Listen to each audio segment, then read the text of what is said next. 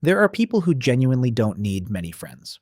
Not because something went wrong, not because they gave up on people, but because somewhere along the way, they learned the difference between connection that fills you and connection that just occupies your time. Today, we're going to explore 7 traits these people quietly share and why each one makes complete sense. 1. You actually enjoy being alone. You canceled plans last week, and instead of feeling guilty, you felt relieved. That's not something most people admit out loud, because somewhere along the way, society decided that preferring your own company was something to fix, a symptom of shyness or sadness or an inability to connect. But for you, being alone has never felt like a punishment. It feels like exhaling. When the noise stops and the space opens up, something in you settles. Your thoughts become clearer. Your energy comes back. You remember who you are when no one's watching. Psychologists call this restorative solitude, the ability to genuinely recover through time alone rather than through social interaction. It's not avoidance. It's how certain minds are wired to recharge. Here's the part most people misunderstand about you. You're not hiding from the world. You're returning to yourself. There's a difference, and you've always known it, even when others didn't. The contradiction is this. You're fully capable of being present with people. You just don't need to be around them constantly to feel okay. Some people panic when they're alone. You finally feel free. 2. You'd rather have one real friend than 10 fake ones. Think about the last time you were in a room full of people, conversation everywhere, energy high, and you still felt like no one was really saying anything. That feeling isn't arrogance, it's recognition. Small talk doesn't just bore you, it quietly exhausts you. Not because you're antisocial, but because you're aware that most surface-level conversations ask nothing real of either person. They fill time without building anything. So you stopped investing in them. Not dramatically. Just gradually, naturally, you stopped performing interest you didn't feel and started protecting the space for conversations that actually meant something. Psychologists describe this as a preference for bonding over bridging, choosing fewer, deeper relationships over wide, shallow networks. Research consistently shows that the quality of connection matters far more to long-term well-being than the quantity. But here's the deeper truth. When you do let someone in, you're all in. You remember what they told you 6 months ago. You show up when it matters. You don't just know their name, you know their story. That's not a small thing. That's rare. You don't collect friends, you protect the ones that matter.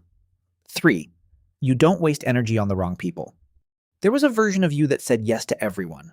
Every invitation, every person who needed something, every relationship that asked more than it gave. You showed up again and again, quietly hoping that if you gave enough, something real would grow. It rarely did. So you started paying attention, not to what people said, but to how you felt after spending time with them. Lighter or heavier. Seen or invisible. Restored or quietly emptied. And slowly, without making an announcement, you began to pull back from the ones who always left you with less. Psychologists call this emotional resource management, the recognition that care, attention, and vulnerability are finite. People with high emotional intelligence don't become less social over time. They become more intentional. They stop maintaining connections out of guilt or habit and start asking a simpler question. Does this relationship make me more or less myself? Most people misread this about you. They see the distance and assume indifference. What's actually happening is the opposite. You care so much about genuine connection that you've stopped settling for the imitation of it. You're not cold, you're not closed off, you're just honest about what you need and disciplined enough to honor that. You didn't become cold. You became careful. 4. You watch and listen more than you talk. You've sat in conversations where everyone was talking and you were the only one really listening. Not because you had nothing to say, because you were paying attention to something else entirely. The shift in someone's tone when a certain name came up, the way a smile didn't quite reach their eyes, the thing nobody said but everyone felt. This is how you've always moved through the world. Quietly, carefully. Gathering information before offering yourself. There's a psychological basis for this. It's called heightened social observation, a tendency to process the emotional texture of a situation before engaging with it. It's not distrust. It's discernment. You've learned that what people say and what they mean are often two different things, and you've trained yourself to notice the gap. Here's the contradiction most people never see. You are deeply interested in people.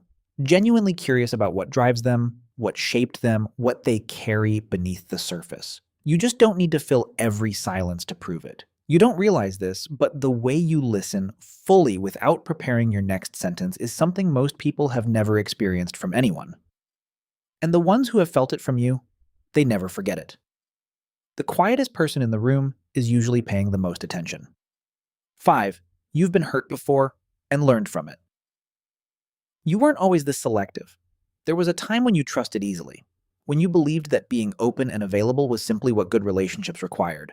You gave people the benefit of the doubt, sometimes long after they'd stopped deserving it. And then something happened. Maybe a betrayal, maybe a friendship that disappeared without explanation. Maybe just the slow, quiet realization that you'd been investing in people who never once thought to invest back. Whatever it was, it changed you. Not broke, changed.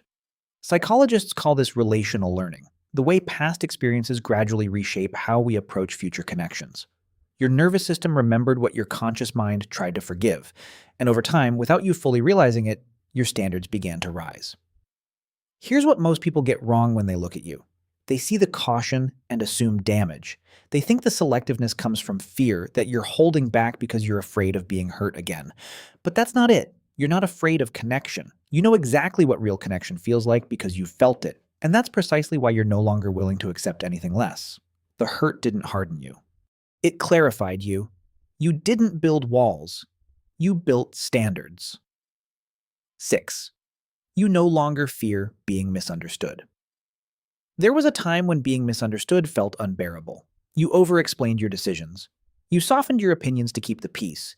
You stayed in conversations long past the point they were useful, trying to make someone see a version of you they simply weren't willing to see. And one day, quietly, you stopped. Not with bitterness, not with anger, with something closer to acceptance, the kind that only comes after you've exhausted every other option. Because you finally understood something. Some people will misread you no matter what you say. Not because you're unclear, but because truly understanding you would require them to question something they're not ready to question. Psychologists describe this shift as moving from external validation to internal security, releasing the need for the outside world to confirm what you already know about yourself. It sounds simple. It takes years. The deeper contradiction here is worth sitting with. You are one of the most self-aware people in any room. You think carefully about who you are, what you believe, why you do what you do, and yet you've let go of the need to broadcast any of that to people who aren't genuinely curious. You're not closed. You're selective about where you open. Because you've learned that being truly known by one person is worth more than being vaguely understood by everyone. At some point, you stopped performing and started living. 7. Life changed you, and you're okay with that. You didn't choose this version of yourself from a list of options. You didn't wake up one day and decide to need fewer people. You didn't read something or hear something or make a conscious resolution to live differently. This isn't a philosophy you adopted. It's something that happened to you, gradually, quietly, through experiences you didn't always choose. There were years when you wanted more friends, more belonging, more of that feeling of being fully included in something. You watched other people move through the world with easy social confidence and wondered what you were missing. Why connection felt complicated for you when it seemed effortless for everyone else. But the friendships that faded without explanation taught you something. The groups that felt warm on the surface and hollow underneath taught you something. The people who knew your name but never your story, they taught you something too. Not to trust less, not to expect less, to see more clearly. Psychologists call this identity consolidation, a process where repeated experiences gradually clarify what we genuinely need, as opposed to what we've been told we should want. It doesn't happen in a single moment. It happens in small, quiet accumulations. A conversation that felt real. A silence that didn't need filling. A person who stayed when they had every reason to leave. Here's what's worth recognizing. The version of you that exists now, the one who chooses carefully, protects their energy, and no longer apologizes for needing space, this version took time to become. And there's a particular kind of quiet confidence that lives inside it. Not arrogance, not indifference, just a settled, unshakable sense of knowing what matters to you. Most people spend their entire lives chasing a feeling of belonging they never quite reach.